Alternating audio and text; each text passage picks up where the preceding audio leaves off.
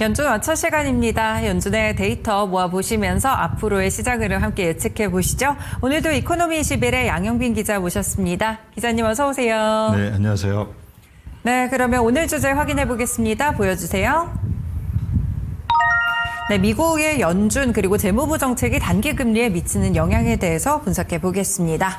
네, 그 전에 먼저 이번 주에 연준 인사들이 계속 좀 매파적인 발언들을 하더라고요. 이제 어제 미증시도 하락한 이유 중에 하나가 12월 금리 인하에 대한 기대감이 많이 후퇴가 됐기 때문인 것 같은데 지금 FOMC 금리 인하 좀 어떨까요, 기자님? 네, 이제 그 CME의 그 연방기금 선물이라는 게 있어서요. 네. 이번 이제 12월 10일이죠. 그날 FOMC에서 금리를 어느 정도 그 전망이 어떻게 되느냐, 그거에 네. 대한 것을 이제 가격을 가지고서 거꾸로 유추해낸 그 확률인데요. 파란색이 한 번 더 인하하는 거. 그러니까 지금이 3.75에서 4%잖아요. 네. 그럼 한 번 더 인하하면은 3.5%에서 3.75%로 되는 건데, 이게 한때는 거의 100%의 시장이 바라보는 게 100%까지 갔고요.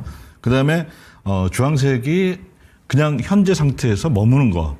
예, 동결이죠. 이게 이제 한 달 전에 10월 중순만 하더라도 0%였는데 이게 지금 51대 49, 사실 반반이에요. 지금 예, 시장이 바라보는 것은 이거는 이제 최근에 그 연준 위원들이 여러 가지 이제 발표하는 것들을 보니까 얘기하는 게 좀 심상치 않게 돌아가고 있는 것 같아요. 그러니까 뭐 이 인플레이션 이게 아직 불씨가 꺼지지 않았다. 그리고 이거에 대해서 우리가 이걸 잡기 위해서는 인플레이션 잡기 위해서는 금리를 현 수준에서 동결하겠다. 이런 이제 의견들이 나오면서 시장도 그거를 이렇게 이제 선물 가격에 연방기금 선물 가격에 이렇게 반영을 하고 있는 것 같습니다.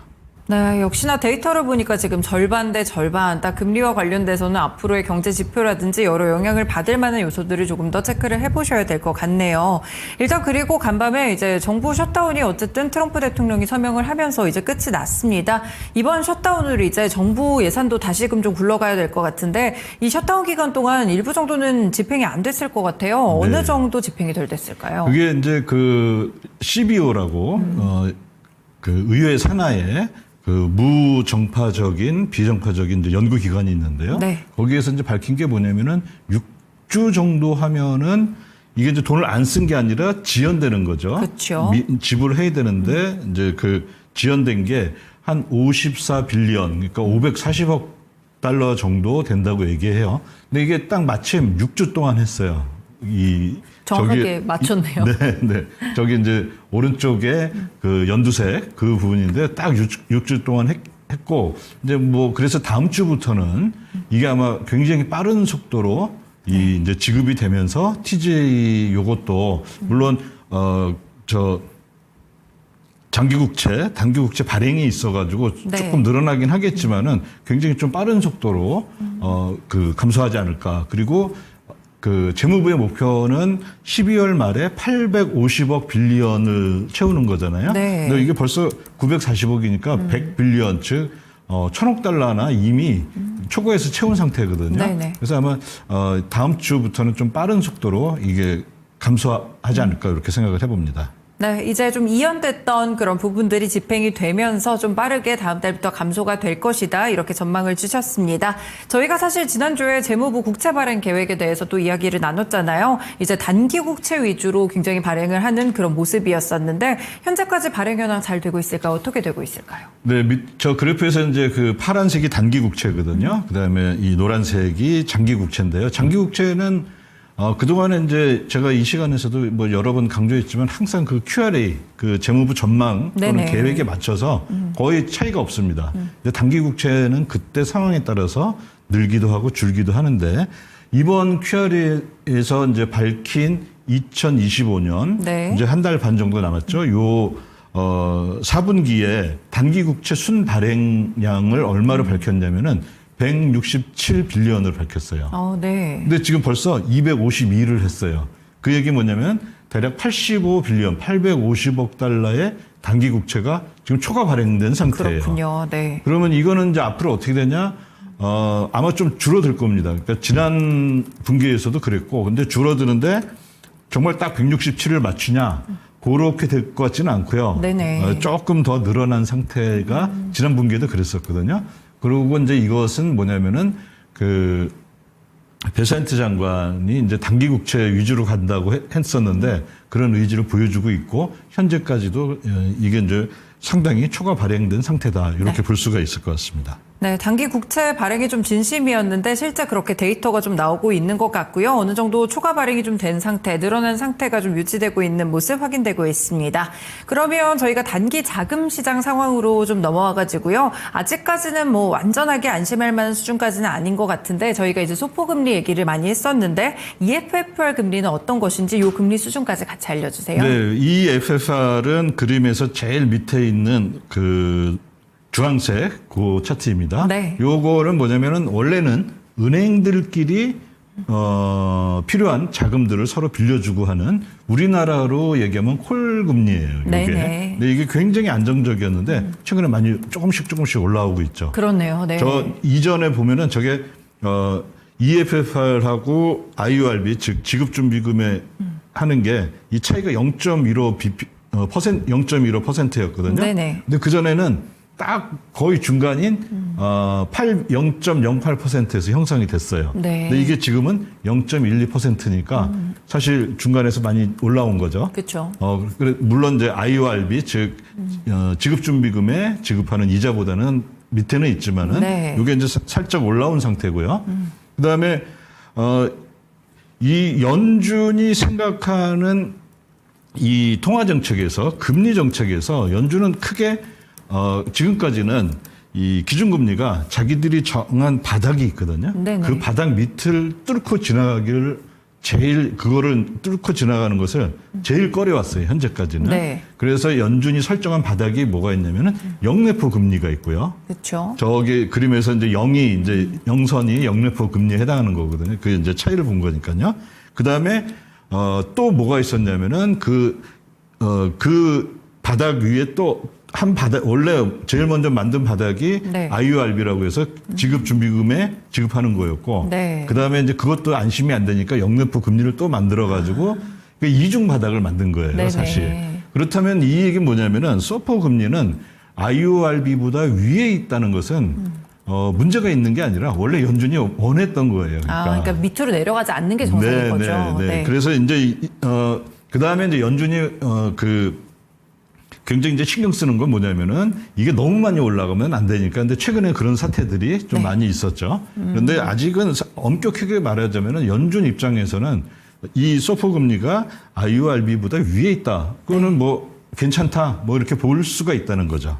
그렇군요. 어떠한 큰 의미가 있다기보단 오히려 밑으로 가지 않는 게 좀 디폴트다. 이렇게 좀 생각을 해볼 수가 있을 것 같습니다. 저희 영래포 잔고도 보겠습니다. 거의 뭐 0에 가까운데 지급준비금 수준이 이제 단기 자금 시장에 좀 금리에 미치는 영향이 굉장히 좀 클 것 같거든요. 단기가 최근에 이제 지급준비금 쪽의 상황은 좀 어떻게 가고 있을까요? 네, 이게 이제 최근에 그러니까 2025년 한 1월부터 제가 최근까지 그 지급준비금의 그 흐름을 본 건데요. 네. 2주 전에 2조 8,300억 달러였어요. 네네. 보통 이제 심리적 저항선이 대략 한 3조 달러 정도였는데요. 약간 뭐 비슷하거나 밑에 있다고 보면 그거 되나요? 떨어졌다가 요날 이제 많은 일들이 벌어졌죠. 그래서 아까 방금 전에 보셨던 소포 금리가 어마어마하게 올라가고 네. 그런 이제 그래서 사람들이 이거 은행들이 지급 준비금이 부족한 게 아니냐 이렇게 봤는데 제가 이제 본 거는 뭐 그동안 이 시간에서도 많이 말씀드렸지만은 은행이라는 큰 지주회사 밑에 네. 미국 우리나라도 이제 굉장히 비슷한 그런 구조를 갖고 있는데요. 딜러라는 데가 있고 딜러라는 곳이 있고 또 보통 상업은행이 있는데 네. 상업은행의 지급준비금은 뭐 그렇게 부족해 보이진 않고 이번에 이제 여러 가지 문제가 나왔던 것들은 딜러들 사이에 네. 문제가 좀 있었던 것 같고요. 그리고 이게 TGA가 줄어들면서 지급준비금이 다시 싹 올라왔죠. 네네. 그래서 지금 2조 대략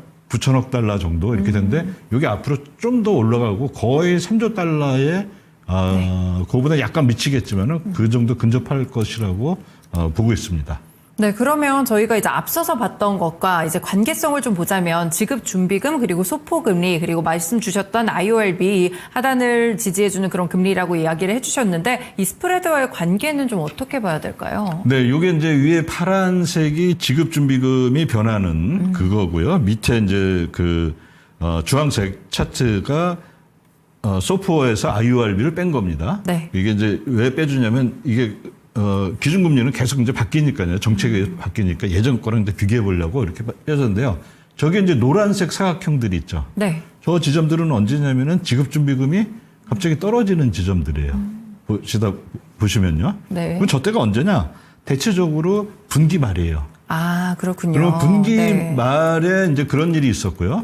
그다음에 이번에는 분기 말은 아니었습니다. 물론 저기 있었네요. 맨 오른쪽에 이제 동그라미 쳐져 있는 건데요. 네네. 어쨌든 근데 기존하고 어떤 비슷한 점들을 알 수가 있냐면 지급준비금이 감소하고 있다. 네. 지금의 지급준비금 감소는 어떤 경향적 감소였었죠.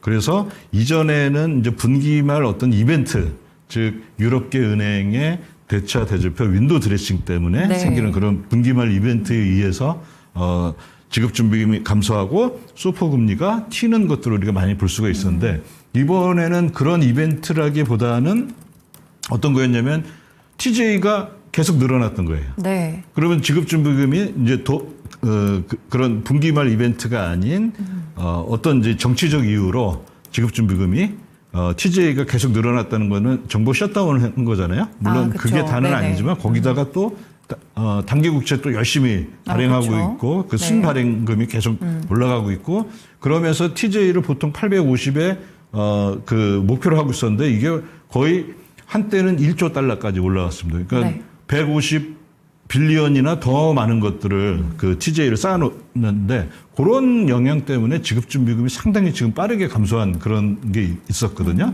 그래서 맨 오른쪽에 보시면은 그 타원을 보시면은 이제 이 금리가 소포 금리가 굉장히 올라갔는데 그러면 이게 앞으로도 계속 될 거냐? 저는 이제 지급준비금이 다시 조금 더 상승하면서 이 네. 효과는 굉장히 줄어들 거라고 보고요.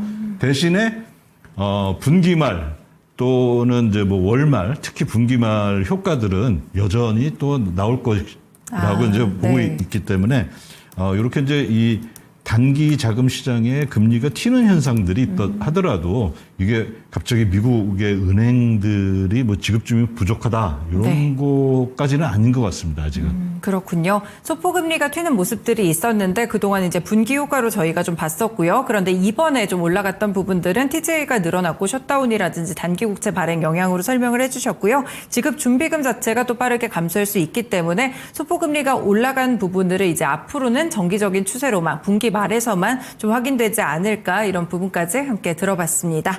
네, 기자님 오늘 말씀 여기까지 들어보겠습니다. 말씀 고맙습니다. 네, 감사합니다. 네, 이렇게 오늘 연준 와처 시간이었고요. 이코노미 21의 양영빈 기자와 함께했습니다. 지금까지 다양한 투자 판단에 도움이 되는 말씀들 함께 전해드렸고요. 특정 종목의 상승하락 보장하지는 않습니다. 시장의 중심 여기서 마치겠습니다. 점심 식사 맛있게 하시고요. 금요일 이번 주 끝까지 투자 잘하시길 바라겠습니다. 고맙습니다.